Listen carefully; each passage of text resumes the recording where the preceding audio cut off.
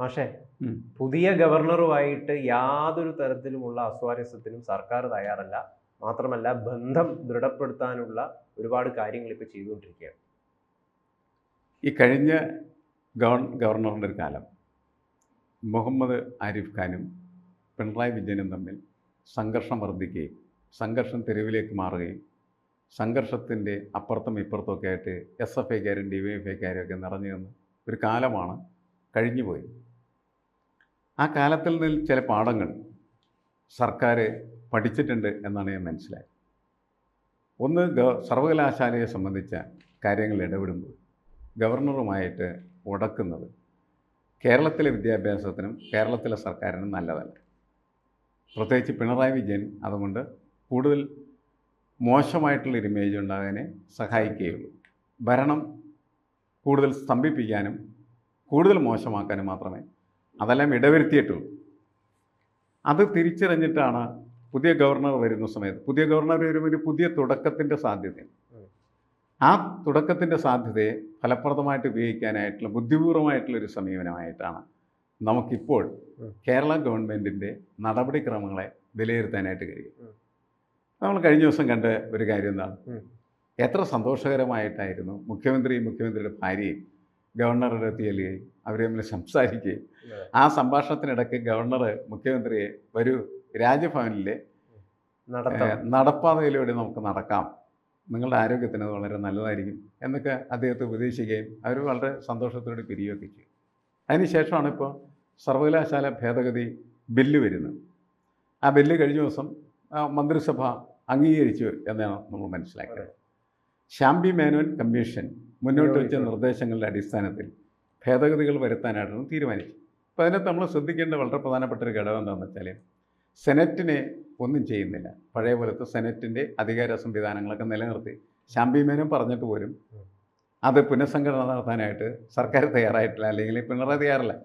കാരണം സെനറ്റിലെ 10 അംഗങ്ങളെ നോമിനേറ്റ് ചെയ്യാനുള്ള അധികാരം ഗവർണർക്കാണ്.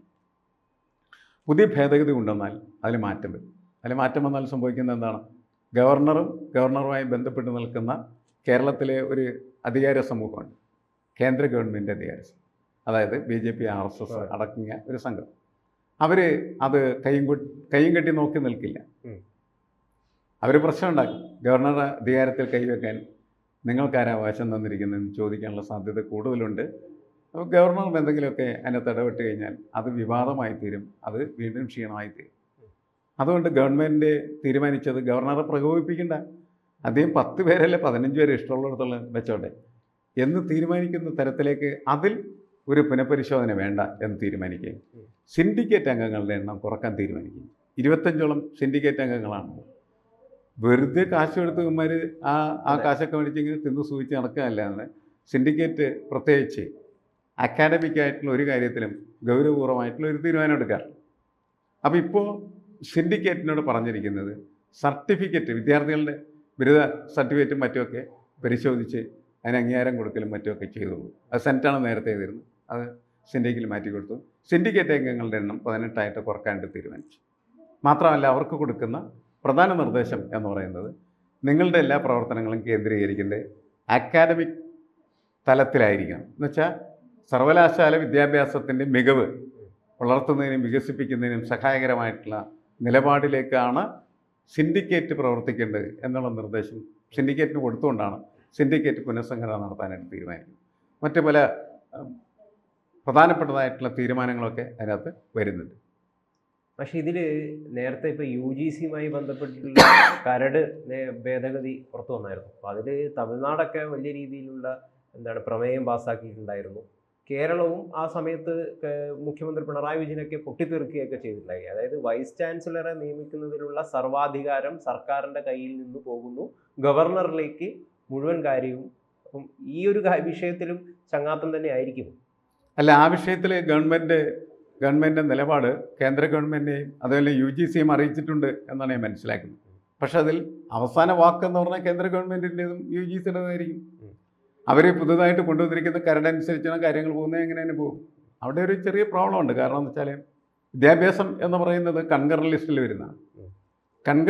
വരുന്ന ഒരു സംവിധാനത്തിൽ കേന്ദ്ര ഗവൺമെൻറ്റിനും സംസ്ഥാന ഗവൺമെൻറ്റിനും ഒരേപോലെ ഇടപെടാനായിട്ടുള്ള ഇടമുണ്ട്. ആ ഇടം വെട്ടിക്കുറക്കുന്ന തീരുമാനമാണ് യഥാർത്ഥത്തിൽ UGCയുടെ പുതിയ സംവിധാനത്തിലൂടെ വരുന്നത്. അത് ശരിയാണോ ഇല്ലയോ എന്നുള്ളത് നിയമജ്ഞരും അതുപോലെ തന്നെ ഭരണഘടനാ വിദഗ്ധരും സംസാരിച്ച് ചർച്ച ചെയ്ത് തീരുമാനിക്കാൻ വിടുന്നതായിരിക്കും നല്ലത്. പക്ഷേ സംസ്ഥാന ഗവൺമെൻറ്റുകൾക്കെല്ലാം, കേരളത്തിൽ മാത്രമല്ല മറ്റിതര സംസ്ഥാന ഗവൺമെൻറ്റുകൾക്കും ഈ വിഷയത്തിൽ അവരുടെ അഭിപ്രായം പറയാം. അത് അവരുടെ സ്വാതന്ത്ര്യവും അവരുടെ അവകാശമാണ്. അതിൽ തീരുമാനം പിന്നീട് ഉണ്ടാവുകയുള്ളൂ. കരടല്ലേ വെച്ചിരിക്കുന്നത്. ആ കരടിൽ ഈ അഭിപ്രായങ്ങൾ പരിഗണിച്ചാൽ അത് ശരിയാണെന്ന് തോന്നിക്കഴിഞ്ഞാൽ അതിന് ഭേദഗതി വരുത്താം. ആ കരടിൻ്റെ ഒരു പ്രത്യേകത എന്ന് പറയുന്നത് സർവാധികാരവും വൈസ് ചാൻസലറുടെ കയ്യിലേക്ക് എത്തുന്നതാണ്.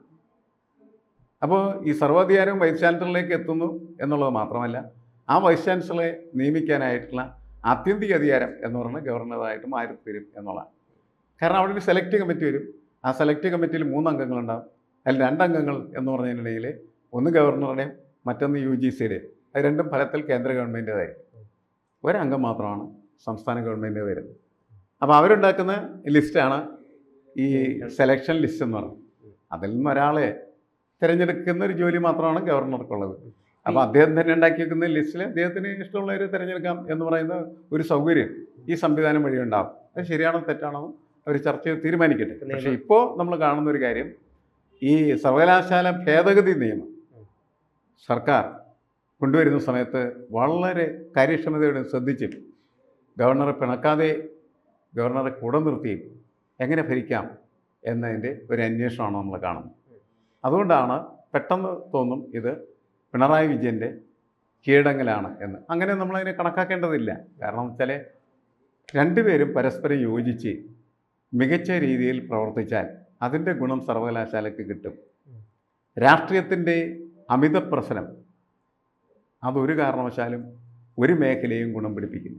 കാരണം രാഷ്ട്രീയമല്ല ഇവിടെ ഈ രാഷ്ട്രീയത്തിൻ്റെ അതിപ്രസരം എന്ന് പറഞ്ഞ് നമ്മൾ വിശേഷിപ്പിക്കുന്ന സാധനം, അതിനെ അണ്ടർലൈൻ ചെയ്യണം. അത് കക്ഷി രാഷ്ട്രീയത്തിൻ്റെ അതിപ്രസരമാണ്. അപ്പോൾ ഒരു കക്ഷിക്ക് ഇഷ്ടമുള്ള കാര്യങ്ങളൊക്കെ ചെയ്യുന്ന സംവിധാനമായിട്ട് മാറും. വിദ്യാഭ്യാസത്തെ എങ്ങനെ ഒറ്റയ്ക്കൊരു കക്ഷിക്ക് പോഷിപ്പിക്കാനാവില്ല. അപ്പം അതുകൊണ്ടത് ഗുണകരമായ കാര്യമല്ല. കക്ഷി രാഷ്ട്രീയം വേണ്ട എന്ന നിലപാടാണ് ശരി. ആ ശരിയായിട്ടുള്ള നിലപാടെടുക്കുമ്പോൾ അക്കാഡമിക് താല്പര്യങ്ങൾക്ക് കൂടുതൽ പ്രാധാന്യവും നൽകപ്പെട്ടാൽ അത് സംസ്ഥാനത്തിന് ഗുണകരമായി തീരും.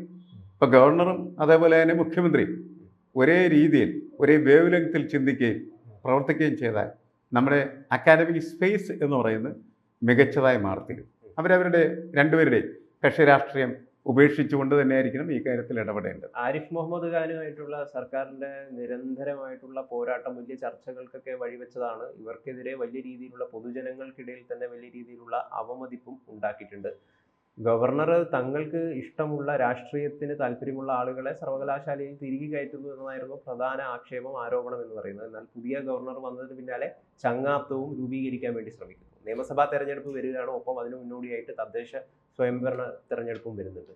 അപ്പോൾ ഒരു BJP CPM ഡീൽ അന്തർധാരയിലുണ്ട് എന്ന് പല പ്രതിപക്ഷത്തു നിന്നുള്ള നേതാക്കളും ഉന്നയിക്കുന്നുണ്ട്. അല്ല, പ്രതിപക്ഷത്തിൻ്റെ ജോലി അങ്ങനെ പറയലാണ്, അവർ പറഞ്ഞുകൊണ്ടിരിക്കും. പക്ഷേ ഇവർ മുഖ്യമന്ത്രിയും അതുപോലെ ഗവർണറും ചെയ്യേണ്ട കാര്യം എന്ന് പറയുന്നത് 2 ഭരണാധികാരികൾ എന്ന നിലയ്ക്ക് അവർ ഭരണാധികാരികളാവുകയും ഭരണാധികാരികൾ വിദ്യാഭ്യാസ മേഖലയിൽ ചെയ്യേണ്ട കാര്യങ്ങൾ ചെയ്യുകയും ചെയ്താൽ മറ്റതെല്ലാം വെറും പൊളിവാചനങ്ങളായി മാറിക്കൊണ്ടിരിക്കും. കാരണം അത് രാഷ്ട്രീയവും അതെപ്പോഴും ഇങ്ങനെ വന്നുകൊണ്ടിരിക്കും. ഇപ്പോൾ കേരളത്തിലെ ഗവൺമെൻറ് യഥാർത്ഥത്തിൽ പ്രതിസന്ധിയിലായത് ഈ രാഷ്ട്രീയ പ്രചാരണത്തിൻ്റെ പേരിലല്ല, അവരുടെ ഭാഗത്ത് വീഴ്ചകളുണ്ടായിരുന്നു. ആ വീഴ്ചകളാണ് അവരെ കുഴപ്പത്തിലാക്കിയത്. അങ്ങനത്തെ വീഴ്ചകളുണ്ടാകാൻ പാടില്ല. ഇപ്പോൾ വളരെ ഫലപ്രദമായിട്ടുള്ള രീതിയിൽ കാര്യങ്ങൾ മുന്നോട്ട് കൊണ്ടുപോകാനായിട്ട് ഇവർ പരിശ്രമിക്കുകയും പിന്നെ കുറച്ച് നിർദ്ദേശങ്ങൾ വെച്ചിട്ടുണ്ട്. ആ നിർദ്ദേശങ്ങളൊക്കെ ഭേദഗതിയുമായി ബന്ധപ്പെട്ടിട്ടുള്ള ഈസ് ഓഫ് ഡൂയിങ് എഡ്യൂക്കേഷൻ ഉറപ്പാക്കി അക്കാദമിക സ്വാതന്ത്ര്യം നൽകും. അതോടൊപ്പം തന്നെ വിദ്യാർത്ഥികൾക്ക് കോളേജും അതിലിപ്പോൾ ഈ ഈസ് ഓഫ് ഡൂയിങ് ബിസിനസ് എന്ന് പറയുന്നത് ഒരു ഭരണകൂടത്തിൻ്റെ വളരെ പ്രധാനപ്പെട്ട കാഴ്ചപ്പാടാണ്. വിദ്യാഭ്യാസ മേഖലയിൽ ഈസ് ഓഫ് ഡൂയിങ് ബിസിനസ് നടപ്പിലാക്കാൻ വേണ്ടിയിട്ടാണ് പുതിയ ഭേദഗതികളെല്ലാം വരുന്നത്. അപ്പോൾ അവിടെയൊക്കെ അതിൻ്റെ ആത്യന്തിക ലക്ഷ്യം എന്ന് പറയുന്നത് അക്കാഡമിക് താല്പര്യങ്ങളാകണം. ഇപ്പോൾ ഈ 2 ഭരണാധികാരികളും അക്കാഡമിക് താല്പര്യങ്ങൾക്ക് പ്രാമുഖ്യം നൽകിയാണ് പ്രവർത്തിക്കുന്നതെങ്കിൽ അത് കേരളത്തിന് ഗുണകരമായിരിക്കും. അങ്ങനെ വരണം എന്നാണ് നമ്മൾ കരുതേണ്ടത്.